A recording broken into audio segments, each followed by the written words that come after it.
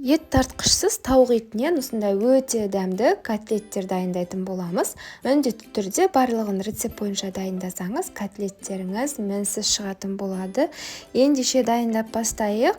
Бізге керегі тауықтың төс еті. Әрине отбасыңыздың көлеміне қарай көбірек жасасаңыз да болады. Тауықтың төс етін осылай ұсақ-ұсақ етіп турап аламыз. Дәл видеодағыдай.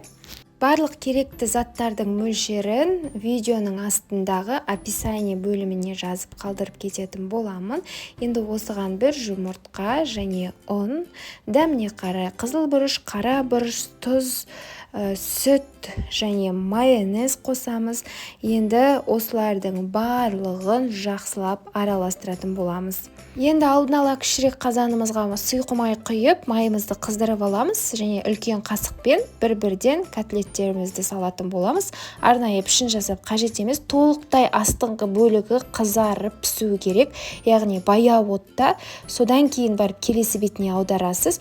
Егер қызарып толықтай піспесе, онда котлеттеріңіз шашырап кететін болады. Келесі бетіне аударған кезде, мінекей осымен біздің өте дәмді, әрі оңай дайындалатын, ешқандай да фарш, ет тартқышты қажет етпейтін котлеттеріміз дайын. Егер видео ұнаса лайк басып, арнама тіркеліп кетуді ұмытпаңыздар. Ас болсын!